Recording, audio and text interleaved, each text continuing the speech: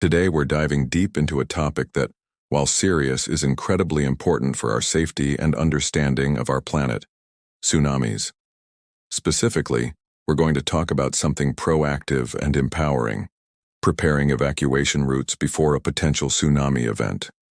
As science students, or just curious minds, it's crucial we grasp not just the science behind these powerful waves, but also the practical steps we can take to protect ourselves and our communities. So let's start with the basics. What exactly is a tsunami? It's not just a giant wave. It's a series of extremely long waves generated by large-scale disturbances, most commonly underwater earthquakes. Imagine the colossal energy released when tectonic plates grind against each other. This energy displaces an immense volume of water, creating waves that can travel across entire oceans at speeds comparable to a jet plane, sometimes over 800 kilometers per hour. As these waves approach shallower coastal waters, they slow down but dramatically increase in height, transforming into towering walls of water that can devastate coastlines. Think about the incredible forces at play, the sheer physics of it all. It's mind-boggling, right? Now, the science part is fascinating, but here's where the real-world application comes in. Given that tsunamis can strike with little to no warning, especially for communities close to the epicenter, having a pre-planned evacuation route isn't just helpful, it's absolutely vital. It's the difference between chaotic panic and organized action. You might think, well, I don't live on the coast, but understanding this process is part of being an informed global citizen, and perhaps you can help educate others. Plus, the principles of emergency preparedness are universal. So how do we, as science-minded individuals, approach preparing these routes? It starts with understanding our local environment. The first step is identifying your risk. Are you in a coastal area? Is your school, university, or home located within a tsunami inundation zone? These zones are typically designated by local authorities based on scientific models that predict how far inland a tsunami could reach. Check your local government or emergency management websites. Many regions have interactive maps that clearly show these zones. This isn't about fear-mongering, it's about informed awareness, using scientific data to guide our actions. Once you know your risk, the next critical step is identifying safe high ground. This means finding locations that are outside the designated tsunami inundation zone and at an elevation that will keep you safe from even the largest predicted waves. Often these are elevated natural features like hills or mountains, or sturdy tall structures specifically designed to withstand such events. Don't just pick any tall building. Verify it's a designated vertical evacuation structure if you're considering that option, and check with local emergency services. Remember, the goal is to get as far inland and as high up as possible. It's a race against time and water. Now, let's talk about the actual route planning. It's not just about knowing where to go, but how to get there efficiently and safely. You need to map out at least 2, preferably 3, different routes from your common locations: home, school, work, or even places you frequently visit. Why multiple routes? Because roads might be blocked by debris, damaged, or become impassable during an actual event. Think about different scenarios. What if the main road is flooded? What if there's traffic congestion? Having alternatives gives you flexibility and increases your chances of reaching safety. When you're mapping these routes, consider the practicalities. First, walk or drive them. Don't just look at a map. Actually traverse the routes. This helps you identify potential obstacles you might not see on a digital map, like construction zones, narrow pathways, or areas prone to flooding even with normal rain. This physical reconnaissance is crucial. Second, consider travel time. How long does it take to reach high ground on foot?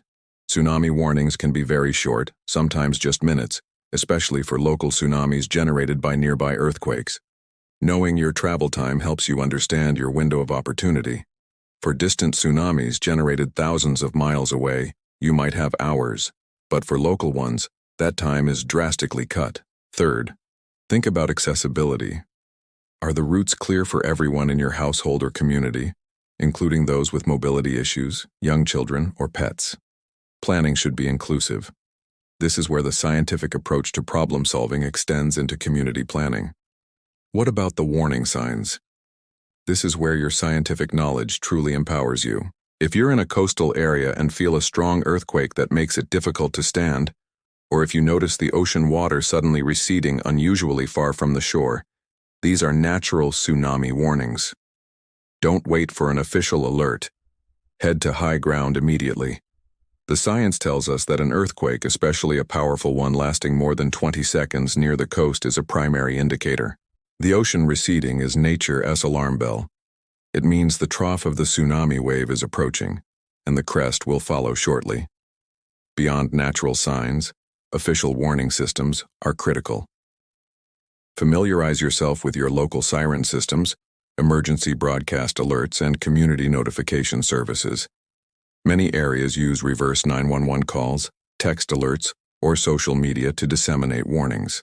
Ensure your phone is set to receive emergency alerts. This integration of technology with emergency preparedness is a fascinating aspect of modern disaster management. Let's quickly touch on a tsunami preparedness kit. Just like any emergency, having a grab-and-go bag is essential. This isn't strictly about the evacuation route, but it complements it by ensuring you have vital supplies once you reach safety. Think water, non-perishable food, a first aid kit, a flashlight, a whistle, a battery-powered radio, and any necessary medications. Remember, you might be away from home for an extended period. Now, the educational aspect for us as science students. Understanding plate tectonics, seismic activity, oceanography, and fluid dynamics gives us a profound appreciation for the forces at play. It also makes us better advocates for preparedness. We can explain why these routes are important, how tsunamis form, and what makes certain areas more vulnerable. This knowledge isn't just for us, it's for sharing and educating our communities. Imagine leading a community workshop on tsunami preparedness, armed with both scientific understanding and practical advice. Finally, the most important part of preparing evacuation routes is practicing them. Seriously, don't just plan them, walk them with your family or friends. Participate in local drills if they're offered. This repetition helps ingrain the routes in your memory and makes the process less stressful during an actual emergency. It's like studying for an exam. Practice makes perfect, or at least significantly improves your chances. In summary, being prepared for a tsunami means understanding the science, identifying your risks, mapping multiple safe and accessible routes to high ground, recognizing natural and official warning signs, having an emergency kit, and crucially, practicing your plan. It's about being proactive, not reactive. It's about leveraging our scientific understanding to build safer communities. Thank you so much for joining me today on this important discussion. I hope this information empowers you to take action and share this knowledge with others. If you found this video helpful, please give it a thumbs up. Subscribe for more science-based content, and let me know in the comments what other topics you'd like us to explore. Stay curious, stay informed, and most importantly, stay safe.